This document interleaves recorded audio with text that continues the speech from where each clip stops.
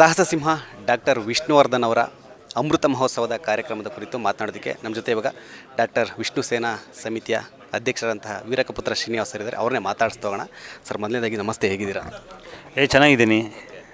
So ಆ ಒಂದು ಖುಷಿ ಕಾಣ್ತಾ ಇದೆ ಸರ್, ಅಮೃತ ಮಹೋತ್ಸವದ ಕ್ಷಣಗಣನೆ ಇನ್ನು ಕೆಲವು ದಿನ ಬಾಕಿ, ಆ ಒಂದು ಖುಷಿ ಈಗಲೇ ಕಾಣ್ತಾ ಇದೆ. ಖುಷಿ ಕಾಣಿಸ್ತಾ ಇದೆಯಾ? ಟೆನ್ಷನ್ ಕಾಣ್ತಿದೆ, ಯಾಕಂದರೆ ಅಷ್ಟು ದೊಡ್ಡ ಕಾರ್ಯಕ್ರಮ, ಒಂದು ಸಿನಿಮಾ ಬಡ್ಜೆಟ್ ಅಷ್ಟಿದೆ. ಸೊ ಇದನ್ನು ಹಿಡ್ಕೊಂಡು ಹೇಗೆ ಮಾಡೋದು ಅನ್ನೋಂತಹ ಒತ್ತಡ ಈಗ ಶುರುವಾಗಿದೆ. ಅನೌನ್ಸ್ ಮಾಡದೇ ಇದ್ದರೆ ಯಾರೂ ನಮ್ಮನ್ನು ಕೇಳಲ್ಲ. ಅನೌನ್ಸ್ ಮಾಡಿದ್ದಾದಮೇಲೆ ಹತ್ತಾರು ಪ್ರಶ್ನೆಗಳಿರ್ತವೆ, ಏನೇನೋ ವಿಷಯಗಳು ಬರ್ತವೆ ಹೋಗ್ತವೆ, ಅವೆಲ್ಲ ಫೇಸ್ ಮಾಡಬೇಕು. ಇವತ್ತಿಂದ ಅನೇಕ ಸಮಸ್ಯೆಗಳಿಗೆ ಎದೆಯೊಡ್ಡಿ ನಿಂತಿದ್ದೇವೆ. ಆದ್ದರಿಂದ ನನ್ನ ಮುಖದಲ್ಲಿ ಆತಂಕ ಹೊರತು ಇನ್ನೇನೂ ಕಾಣಲಿಕ್ಕೆ ಸಾಧ್ಯ ಇಲ್ಲ ಅಂತ. ಸೊ ಹಲವಾರು ಸಮಸ್ಯೆಗಳಿಗೆ ನೀವು ಎದೆಯೊಡ್ಡಿ ನಿಂತಿರೋದು ಇದೇನು ಮೊದಲಲ್ಲ. ಹಿಂದೆ ನೋಡಿದ್ರೆ ಸಾಕಷ್ಟು ಆ ಥರ ಸವಾಲುಗಳನ್ನು ಮೆಟ್ಟಿ ನಿಂತಿದ್ದೀರಾ. ಸೊ ಇಲ್ಲಿ ತನಕ ಒಂದು ಫ್ಯಾನ್ಸ್ಗಳಿಗಾಗಿರ್ಬೋದು, ಎಲ್ಲರೂ ಕೂಡ ಖುಷಿಯಾಗಿ ಏನಾದ್ರು ವಿಚಾರ ಬರುತ್ತೆ ಅಂದರೆ ಅದು ನಿಮ್ಮ ಕಡೆಯಿಂದನೇ. ಸೊ ನೀವು ಕೂಡ ನಿಂತಿದ್ದೀರ ಅದ್ರ ಜೊತೆಗೆ. ಸೊ ಯಾಕೆ ಸರ್, ಅಂದರೆ ಈ ವಿವಾದಗಳೆಲ್ಲ ಯಾಕೆ ಅಂತ?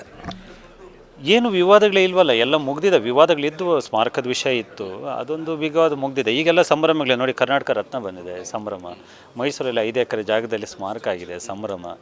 ಇಲ್ಲಿ ಯಾರೋ ಒಂದು ಅಭಿಮಾನ ಸ್ಟುಡಿಯೋನ ಒಡೆದು ಬಿಟ್ಟರು, ಭಾಳ ದುಃಖ ಕೊಟ್ಟರು. ವಿತ್ ಇಮ್ಮಿಡಿಯೇಟ್ ಎಫೆಕ್ಟ್ ನಾವು ಅಭಿಮಾನ ಕ್ಷೇತ್ರ ಅನೌನ್ಸ್ ಮಾಡ್ಕೊಂಡು ಕೆಲಸ ಮಾಡ್ತಾಯಿದ್ವಿ, ಸಂಭ್ರಮ.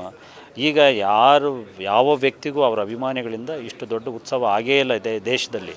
ಅಂಥದ್ದೊಂದು ಕಾರ್ಯಕ್ರಮಕ್ಕೆ ಕೈ ಹಾಕಿದ್ದೀವಿ, ಇದು ಸಂಭ್ರಮ. ಸೊ ಅಂದರೆ ಈಗ ವಿಷ್ಣು ಸರ್ ಅಂತಂದರೆ ಸಂಭ್ರಮವೇ ಆಗಿರೋದ್ರಿಂದ ಆ ವಿವಾದಗಳೆಲ್ಲ ಬಿಟ್ಬಿಡಿ, ಈಗ ಸಂಭ್ರಮಿಸುವಂತಹ ಸಮಯ. ಯಾಕಂದರೆ 75 ವರ್ಷ, ಅವರ 100ನೇ ವರ್ಷಕ್ಕೆ ನಾವು ಇರ್ತೀವೋ ಇಲ್ಲೋ ಗೊತ್ತಿಲ್ಲ. ಸೊ ಈಗ ಅದಕ್ಕೆ ನಾವು 75 ವರ್ಷನ ಭಾಳ ಅದ್ಭುತವಾಗಿ ಸಂಭ್ರಮಿಸಬೇಕು ಅಂತ. ಸೊ ಈ ಒಂದು ಯಜಮಾನರ ಸಂಭ್ರಮ ರೂಪುರೇಷೆ ಪ್ಲ್ಯಾನ್ಗಳು ಯಾವ ಥರ ಇರುತ್ತೆ ಅಂತ? ಯಜಮಾನರ ಸಂಭ್ರಮ ಬೆಳಿಗ್ಗೆ 6ರಿಂದ ರಾತ್ರಿ 12 ತನಕ ಪ್ಲ್ಯಾನ್ ಮಾಡಿದ್ದೇವೆ. ಸೆಪ್ಟೆಂಬರ್ 27ಕ್ಕೆ ನಾಯಂಡಹಳ್ಳಿ ಹತ್ರ ನಂದಿ ಲಿಂಕ್ ಗ್ರೌಂಡ್ ಅಂತ ಇದೆ. ಸೊ ಅಲ್ಲಿ ಮಾಡ್ತಾಯಿದ್ದೀವಿ ನಾವು. ಸೊ ಅದಕ್ಕೆ ಸಂಬಂಧಪಟ್ಟಾಗಿ ಬೆಳಿಗ್ಗೆ ಒಂದು 6 ಗಂಟೆಗೆ ಅದ್ಭುತವಾಗಿ ಒಂದು ಟೇಕ್ ಆಫ್ ಆಗುತ್ತೆ. ಅಲ್ಲಿಂದ ಶುರುವಾಯಿತು ಅಂತಂದರೆ ಅದು ರಾತ್ರಿ 12 ಗಂಟೆ ತನಕ ಅದು ಒಂಥರ ನಾನ್ ಸ್ಟಾಪ್ ಓಟ. ಸೊ ಈ ಕಾರಣದಿಂದಾಗಿ ಇದೊಂದು ಎಂದೂ ಮರೆಯಲಾಗದ ಕಾರ್ಯಕ್ರಮ ಆಗುತ್ತೆ. ರಾತ್ರಿಗೆ ಒಂದು ದಾದಾ DJ ಅಂತ ಹೇಳ್ಬಿಟ್ಟು ಒಂದು ಕಾರ್ಯಕ್ರಮ, ಅದ್ಭುತವಾದಂಥ ಒಂದು ಕಾರ್ಯಕ್ರಮ ಇದೆ. ಇಡೀ ಚಿತ್ರರಂಗ ಭಾಗವಹಿಸ್ತಿದೆ, ಅವ್ರ ಜೊತೆ ಕೆಲಸ ಮಾಡಿದವರೆಲ್ಲ ಭಾಗವಹಿಸ್ತಿದ್ದಾರೆ. ಸೊ ಇದು ಹೇಗೆ ಹೇಳೋದು, ಅಮೃತ ಮಹೋತ್ಸವ ನಾ ಭೂತೋ ನಾ ಭವಿಷ್ಯತಿ ಆಗ್ಬೋದು, ನಾ ಭೂತೋ ಅನ್ನೋ ರೀತಿಯಲ್ಲಂತೂ ಆಗ್ತಿದೆ. ಸರ್, ಒಂದು ಕಡೆ ಫ್ಯಾನ್ಸ್ಗೆ ಕಾಯ್ತಾಯಿದ್ರು, ಒಂದು ಖುಷಿ ವಿಚಾರ ಬರಲಿ ನಾವು ವಿಷ್ಣು ಸರ್ ಫ್ಯಾನ್ಸ್ಗಳಿಗೆ ಅಂತ ಈಗ ಅಮೃತ ಮಹೋತ್ಸವ ಮಾಡ್ತಾಯಿದ್ದೀರಾ. ಅದ್ರ ಜೊತೆಗೆ ಇನ್ನೂ ಸ್ವಲ್ಪ ಖುಷಿ ಸಂಭ್ರಮ ಇನ್ನೂ ಜಾಸ್ತಿ ಮಾಡೋದಕ್ಕೆ ಸರ್ದೇ ಯಾವ್ದಾದ್ರು ಫಿಲಮ್ ರಿಲೀಸ್ ಮಾಡೋ ಪ್ಲ್ಯಾನ್ ಇಟ್ಕೊಂಡಿದ್ದೀರಾ ಅಂತ? ಇವರು ಅಭಿಮಾನಿಗಳು ಒಂದು 2-3 ಸಿನಿಮಾನ ಅಪ್ಪಾಜಿ ಅಂತ ಪ್ಲ್ಯಾನ್ ಮಾಡ್ತಿದ್ದಾರೆ, ಜನನಾಯಕ ಅಂತ ಪ್ಲ್ಯಾನ್ ಮಾಡ್ತಿದ್ದಾರೆ. ಅದ್ರ ಮತ್ತು ಇನ್ನೂ ಒಂದು ಸಿನಿಮಾ ಯಾವುದು, ಸಿಂಗಾಪುರ್ನಲ್ಲಿ ರಾಜಕುಳ ಅಂತ ಹೇಳ್ಬಿಟ್ಟು ಒಂದು 3-4 ಸಿನಿಮಾಗಳನ್ನು ಅವ್ರು ಮಾಡ್ತಿದ್ದಾರೆ. ನನಗೆ ಅದಕ್ಕೆ ಸಂಬಂಧವೇ ಇಲ್ಲ. ಸೊ ಅವರೆಲ್ಲರೂ ಕೂಡ ಉತ್ಸಾಹ. ಯಾಕಂದ್ರೆ ಮೊನ್ನೆ ಕೋಟಿಗೊಬ್ಬ ರಿಲೀಸ್ ಹೇಗಾಯಿತು ಗೊತ್ತಲ್ವ ನೀವೆಲ್ಲ. ಅದ್ಭುತ, ಹೊಸ ಸಿನಿಮಾಗೂ ಸಿಗದಿರೋ ಅಷ್ಟು ಓಪನಿಂಗ್ ಸಿಕ್ಕಿತ್ತು ಅದಕ್ಕೆ. ಕಾರಣಕ್ಕೆ ಈಗ ಇನ್ನೊಂದಷ್ಟು ಜನ ಹೊಸದಾಗಿ ಒಂದಷ್ಟು ಕೆಲಸ ಮಾಡ್ತಿದ್ದಾರೆ. ಒಂದು 2-3 ಸಿನಿಮಾ ಈ ವರ್ಷನೇ ಬರ್ಬೋದು.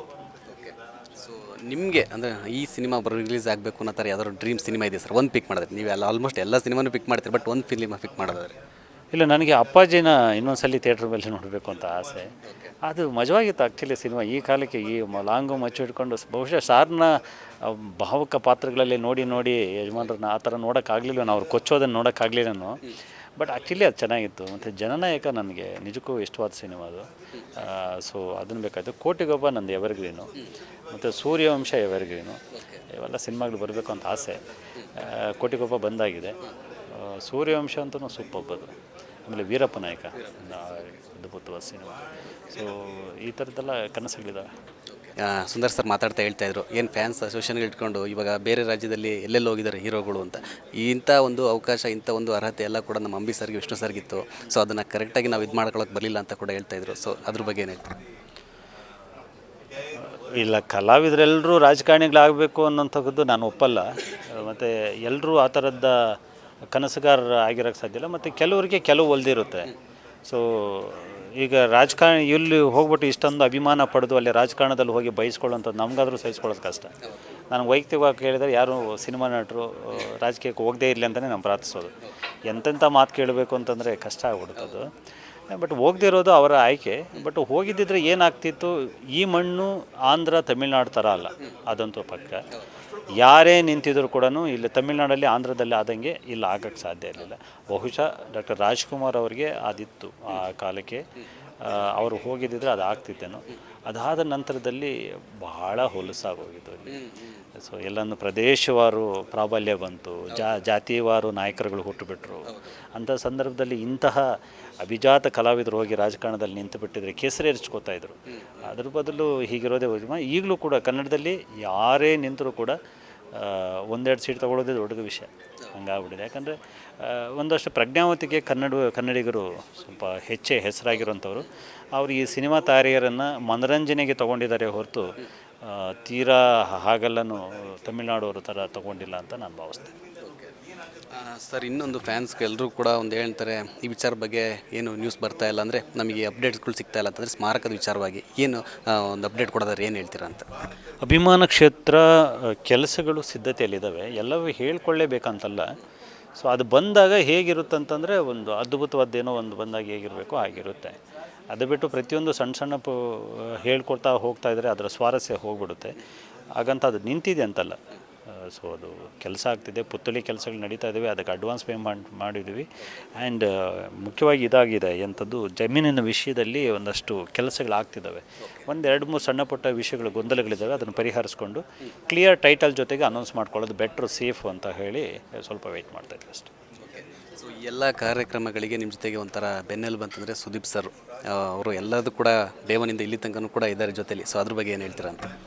ಅವರು ನನ್ನ ಜೊತೆಗಿಲ್ಲ ಸರ್, ಅವ್ರ ಯಜಮಾನ್ರ ಅಭಿಮಾನಿ ವಿಷ್ಣು ಸರ್ನ ಭಾಳ ಇಷ್ಟಪಡ್ತಾರೆ. ಅವರು ಎಷ್ಟು ಇಷ್ಟಪಡ್ತಾರೆ ಅಂದರೆ ನೋಡಿ, ದುಬೈಯಲ್ಲಿ ಹೋದರೂ ಕೂಡ ಅವ್ರದ್ದೇ 100 ಹಾಡಿದ್ರು ಕೂಡ ದುಬೈಯಲ್ಲಿ ವಿಷ್ಣು ಸರ್ದು ತುತ್ತುವನ್ನು ತಿನ್ನೋಕ್ಕೆ ಹಾಡ್ತಾರೆ.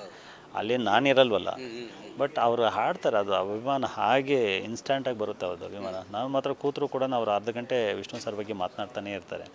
ಸೊ ಅದರಿಂದ ಅವರು ಏನೆಲ್ಲ ಮಾಡ್ತಾರೋ ಅದು ವಿಷ್ಣು ಸರ್ಗೋಸ್ಕರ ಮಾಡ್ತಾರೆ. ಅವ್ರು ಮಾಡ್ತಾರೆ, ಆದ್ದರಿಂದ ನಮಗೆ ಅಲ್ಲಿ ಬಿಟ್ಟರೆ ಇನ್ನೆಲ್ಲೂ ಹೋಗೋದು ಅನ್ನೋ ಥರ ಹೋಗ್ತೀವಿ ಅಷ್ಟೇ. ಸೊ ಅದರಿಂದ ಈಗ ಮೊನ್ನೆ ಅಮೃತ ಮಹೋತ್ಸವಕ್ಕೆ ಹೋಗಿ ಕೇಳಿದಾಗ ನಾವಲ್ಲದೆ ಇನ್ಯಾರು ಮಾಡಬೇಕು, ಮಾಡೋಣ ಬಿಡು ಅಂತ ಹೇಳಿದ್ವಿ. ಸೊ ಬರ್ತಿದ್ದಾರೆ, ಅವರ ಜೊತೆಗೆ ಇಡೀ ಚಿತ್ರರಂಗ ಭಾಗವಹಿಸ್ತಿದೆ. ಸರ್, ಇನ್ನು ಒಂದು ವಿಷ್ಣು ಸರ್ ಜೊತೆಗಿನ ಒಂದು ಒಡನಾಟ, ಈಗ ಒಂದು ಘಟನೆ ನೆನಪು ಮಾಡ್ಕೋಬೇಕು ಅಂದರೆ ಈ ಒಂದು ಟೈಮಲ್ಲಿ ಯಾವುದನ್ನು ನೆನಪು ಮಾಡ್ಕೊತೀರಾ ಸರ್? ಇಲ್ಲ, ವಿಷ್ಣು ಸರ್ ಅವ್ರ ಜೊತೆಗೆ ನಾನು ಒಂದು ಸಿನಿಮಾ ಮಾಡಬೇಕು ಅಂತ ಇದ್ದೆ. ಆ ವಿಷಯವನ್ನು ನಾನು ಅವ್ರಿಗೆ ಹೇಳಿದಾಗ ಅವರು ನಕ್ಕು ಬಿಟ್ಟಿದ್ರು. ಅದೊಂಥರ, ನೀನು ನನ್ನ ಜೊತೆಗೆ ಸಿನಿಮಾ ಅಂತೇಳಿ ಈಗ ಅಂದಿದ್ರು. ನನಗೆ ಇವತ್ತಿಗೂ ಅನಿಸುತ್ತೆ, ಅದಾದಮೇಲೆ ಕರೆಕ್ಟಾಗಿ ಒಂದು 6 ತಿಂಗಳಿಗೆ ಅವರಿಲ್ಲ. ಸೊ ಅವ್ರಿಗೆ ಹೇಗೆ ಗೊತ್ತು ಅಂತ ನನಗೆ ಪ್ರತಿ ಸಲ ಕಾಡುವಂಥದ್ದು. ಅಂದರೆ ನಾನು ದುಡಿತಾ ಇದ್ದೆ, ನಾನು ಒಬ್ಬ ಉದ್ಯಮಿ, ನಾನು ಸಿನಿಮಾ ಮಾಡ್ತೀನಿ ಅಂತ ಹೇಳಿದೆ. ಯಾರೋ ಮಾಡ್ತಿದ್ದೆ ಅಂದರೆ ಮಾಡಬಹುದೇನೋ ಅಂತ ಹೇಳ್ಬೋದಿತ್ತಲ್ಲ, ನೀನು ಮಾಡ್ಲಿಕ್ಕೆ ಸಾಧ್ಯ ಇಲ್ಲ ನನ್ನ ಜೊತೆಯಲ್ಲಿ ಅಂತ ಯಾಕೆ ಹೇಳಿದರು ಅಂತ. ಅದೇ, ನೀನು ನನ್ನ ಜೊತೆಯಲ್ಲಿ ಸಿನಿಮಾ ಆಗಲ್ಲ ಅಂದರೆ ಆಗ ಚಾನ್ಸೇ ಇಲ್ಲ ಬಿಡು ಅಂತ. ಅವ್ರಿಗೆ ಗೊತ್ತಾಯ್ತಲ್ಲ ಅಂತ. ಅಂದರೆ ನಾನು ಅದು ಅವ್ರ ಜೊತೆ ಸಿನಿಮಾ ಮಾಡಲ್ಲ ಅನ್ನೋದು ಅವ್ರಿಗೆ ಗೊತ್ತಿತ್ತಲ್ಲ. ಎಂಥ ವ್ಯಕ್ತಿ ಅವರು, ಎಂಥ ದೇವಮಾನವ ಅವರು ಅಂತ ಹೇಳ್ಬಿಟ್ಟು ನನಗೆ ಯಾವಾಗೂ ಕಾಡುವಂತಹದ್ದು. ಅಕಸ್ಮಾತ್ ಒಪ್ಪಿ ಅದೇನೋ ಸ್ಟಾರ್ಟ್ ಮಾಡಿದರೆ ನಿಮ್ದು ಒಂಥರ ಮೆರೆಲಾಗದ ಮೂವ್ಮೆಂಟ್ ಆಗಿರೋದು ಅನ್ಸುತ್ತಲ್ಲ, ಅಂದರೆ ಅವ್ರ ಜೊತೆಲಿ ಆ್ಯಕ್ಟ್ ಮಾಡಿದ್ದೀವಿ ಅನ್ನೋ ಥರ? ಆ್ಯಕ್ಟ್ ಎಲ್ಲ ಮಾಡಲ್ಲ ಸರ್, ನಿರ್ಮಾಣ ಮಾಡ್ತಿದ್ದೆ ಅಷ್ಟೇ, ಆ್ಯಕ್ಟೆಲ್ಲ ಮಾಡ್ತಾ ಇರಲಿಲ್ಲ. ಅವ್ರ ಜೊತೆಲಿ ಸಿನಿಮಾ ಮಾಡೋದು ನನ್ನ ಜೀವನದ ಭಾಳ ದೊಡ್ಡ ಕನಸಾಗಿತ್ತು. ಮತ್ತು ನಾನು ದುಡಿತಾ ಇದ್ದೆ, 1 ರೂಪಾಯಿ ಕೂಡ ಅವ್ರಿಗೋಸ್ಕರ ಅವ್ರ ಜೊತೆ ಸಿನಿಮಾ ಮಾಡಬೇಕಂತ ನನ್ನ ಸ್ನೇಹಿತರಿಗೆಲ್ಲ ಗೊತ್ತಿದೆ ಅದು. ಬಟ್ ಅವರು ಒಂದು ಸಲ ಹೊರಟು ಬಿಟ್ಟಾಗ ನನಗೊಂಥರ ಅಂಧಕಾರ, ಕತ್ತಲೆ, ಶೂನ್ಯ, ಒಂಥರ ಏನು ಮಾಡಬೇಕು, ವಾಟ್ ನೆಕ್ಸ್ಟ್ ಅನ್ನೋ ರೀತಿಯಲ್ಲಿ. ಸರ್, ಇದ್ರ ನಡುವೆ ಈಗೇನಂದರೆ ಕೆಲವು ಮೊನ್ನೆ ನೀವು ಎಕ್ಸಾಮ್ ನೋಡಿದರೆ ನಿಮಗೂ ನ್ಯೂಸ್ ಗೊತ್ತಿ ಅಂತಂದರೆ ಶಿವರಾಜ್ ಕುಮಾರ್ ಸರ್ ಬರ್ತಡೆಗೆ ಅವರ ಫ್ಯಾನ್ಸ್ಗಳಿಗೆ ಒಂದು ಹೆಲ್ತ್ ಕಾರ್ಡ್ ಈ ಥರ ಏನಾದ್ರು ಮಾಡ್ತಾಯಿದ್ರು. ಸೊ ಈಗ ವಿಷ್ಣು ಸರ್ ಅಭಿಮಾನಿ ಫ್ಯಾನ್ಸ್ಗಳಿಗೆ ಆ ಥರ ಒಂದು ಎಲ್ಲರೂ ಒಟ್ಟಾಗಿ ಏನಾದ್ರು ಒಂದು ಮಾಡೋ ಥರ ಇದೆಯಾ ಅಂತ, ಏನಾದ್ರು ಪ್ಲ್ಯಾನ್ಗಳಿದೆಯಾ ಅಂತ? ನಾವು ಆಲ್ರೆಡಿ ಅದನ್ನು ಮಾಡ್ತಾ ಬರ್ತಾಯಿದ್ದೀವಿ. ಸೊ ಇನ್ಶೂರೆನ್ಸಸ್ ಕೊಡುವಂಥದ್ದು, ರಕ್ತದಾನ ಮಾಡುವಂಥದ್ದು, ಈ ಥರದ್ದು ಕೆಲಸಗಳನ್ನು ನಿರಂತರವಾಗಿ ವಿಷ್ಣು ಸೇನಾ ಸಮಿತಿ ಮಾಡ್ತಾ ಬಂದಿದೆ. ಸೊ ಇದಕ್ಕೆ ಇನ್ನೊಂಥರ ಸಾಂಸ್ಥಿಕ ರೂಪ ಇರಲಿಲ್ಲ. ಸೊ ವೈಯಕ್ತಿಕವಾಗಿ ಮಾಡ್ತಾಯಿದ್ದು, ಇದಕ್ಕೆ ಈ ಅಮೃತ ಮಹೋತ್ಸವದ ನಂತರ ಒಂದು ಸಾಂಸ್ಥಿಕ ರೂಪ ಕೊಡಬೇಕು ಅಂತ ಇದೆ. ಇಷ್ಟೊತ್ತು ಬಾಸ್ಟಿ ಜೊತೆ ಸಾಕಷ್ಟು ವಿಚಾರಗಳನ್ನು ಹಂಚ್ಕೊಂಡು ಸರ್, ಕೆಲವೇ ದಿನಗಳಷ್ಟೇ ಬಾಕಿ ಈ ಒಂದು ಯಜಮಾನ್ರ ಹಬ್ಬವನ್ನು ಕಣ್ ತುಂಬಿಕೊಳ್ಳೋದಕ್ಕೆ. ಸೊ ಯಶಸ್ವಿಯಾಗಲಿ, ಎಲ್ಲರೂ ಒಟ್ಟಾಗಿ ಮಾಡೋಣ ಸರ್. Thank you sir. ಇದಿಷ್ಟು ವೀರಕಪುತ್ರ ಶ್ರೀನಿವಾಸ್ ಅವರ ಮಾತು. ಕ್ಯಾಮ್ರಾ ಪರ್ಸನ್ ಲಿಖಿತ್ ಜೊತೆ Theertha Swamy Babu, Boss TV Bengaluru. Latest ಹಾಗೂ ಇಂಟ್ರೆಸ್ಟಿಂಗ್ ಸುದ್ದಿಗಳಿಗಾಗಿ ಬಾಸ್ ಟಿವಿ ಕನ್ನಡ ಚಾನೆಲ್ನ ಸಬ್ಸ್ಕ್ರೈಬ್ ಮಾಡಿ, ಹಾಗೆಯೇ ಬೆಲ್ ಐಕಾನ್ ಪ್ರೆಸ್ ಮಾಡಿ. ಇದರ ಜೊತೆಗೆ ಫೇಸ್ಬುಕ್, ಇನ್ಸ್ಟಾಗ್ರಾಮ್, ಎಕ್ಸ್ ನಲ್ಲೂ ಮಿಸ್ ಮಾಡದೆ ಫಾಲೋ ಮಾಡಿ.